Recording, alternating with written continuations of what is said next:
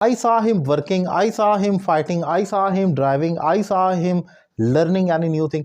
So आप तो ये जानते हैं कि I saw him के बाद आपने हमेशा प्रेजेंट पार्टिसिपल एडजेक्टिव को डिफाइन करना होता है। कोई काम करते हुए किसी को देखा जाए तो वहां पर ing आ जाती है I saw him के बाद। लेकिन एक केस ऐसा भी है जहां आप बेयर इन्फिनेटिव, जी हाँ, वर्ब की फर्स्ट फॉर्म को इस्तेमाल करते हैं। जैसे अगर मैं कहूँ I saw him reading, तो ऐसे ही मैं ये भी कह सकता हूँ I saw him read, read भी कह सकता हूं, रीडिंग भी कह सकता हूं। दोनों में फर्क क्या है एग्जांपल से सीखेंगे। जैसे आई सा हिम स्टडिंग या आई सा हिम स्टडी, क्या ठीक है? इसी तरीके से आई सा हिम फाइटिंग या आई सा हिम फाइट, क्या ये दोनों गलत हैं या दोनों ठीक हैं? पॉइंट को डिफाइन करूंगा। अगर आपको मेरे पढ़ाने का तरीका पसंद आए, लेक्चर कंसेप्ट आपका क्लियर करे, तो ऑनलाइन इंग्लिश लैंग्वेज क्लास भी आप मुझसे ले सकते हैं।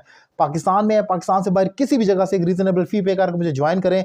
मैं क्रेडिबल नेम हूं ऑनलाइन इंग्लिश लैंग्वेज क्लासेस के हवाले से। पाकिस्तान में जो पिछले 15 साल से स्टूडेंट्स को पढ़ा रहा हूं, आप भी मुझसे इंग्लिश सीख सकते हैं एक रीजनेबल फी पे कर।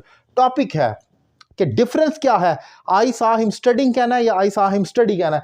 तो याद रखें, अगर मैं कहता हूं आई सा हिम स्टडिंग, तो इसका मतलब है मैंने उसे पढ़ते हुए देखा, ठीक है?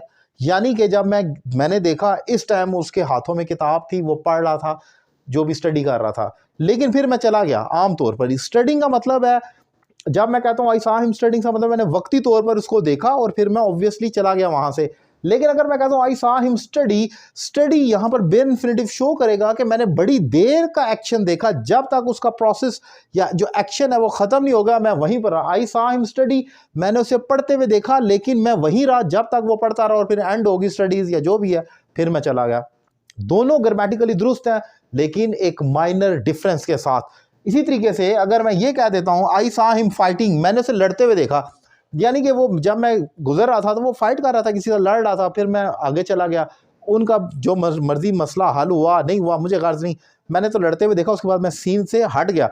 लेकिन अगर मैं कहता हूँ आई सा हिम फाइट, इसका मतलब है मैंने उसे लड़ते हुए देखा, सारी फाइटिंग का प्रोसेस, और जब तक वो एंड नहीं हुई वटेवर, या चले अगर एंड नहीं भी हुई तो एक बड़ी देर का, जब तक उसकी फिनिशिंग नहीं हो रही थी, मैं वहीं पर खड़ा रहा।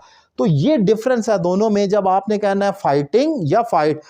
प्रेजेंट पार्टिसिपल एज एन, उसको जब आप एडजेक्टिव के तौर पर आईएनजी के तौर पर इस्तेमाल करेंगे या बेयर इन्फिनेटिव। आसान लफ्जों में अगर आपको बताऊं ग्रामर से हटकर, तो आपने आई सा हिम फाइट कहना है या फाइटिंग कहना है।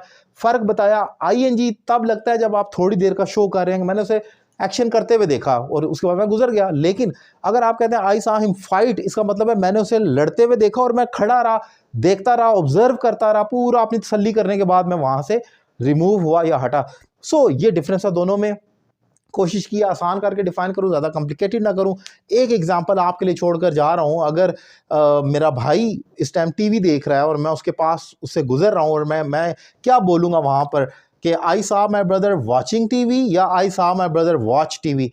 भाई टीवी देख रहा है, सिनेरियो समझ लें कि वो रूम में बैठा हुआ क्रिकेट मैच टीवी देख रहा है और मैंने रूम से गुजरते गुजरते जैसे नज़र मारी और वो टीवी देख रहा था। तो मैं इस फिक्रे को कैसे लिखूंगा, आई सा हिम वॉचिंग टीवी या आई सा हिम वॉच टीवी? आपने इसका आंसर करना है और ऑनलाइन क्लासेस के लिए नंबर आपकी स्क्रीन पर मौजूद है। Thank you very much.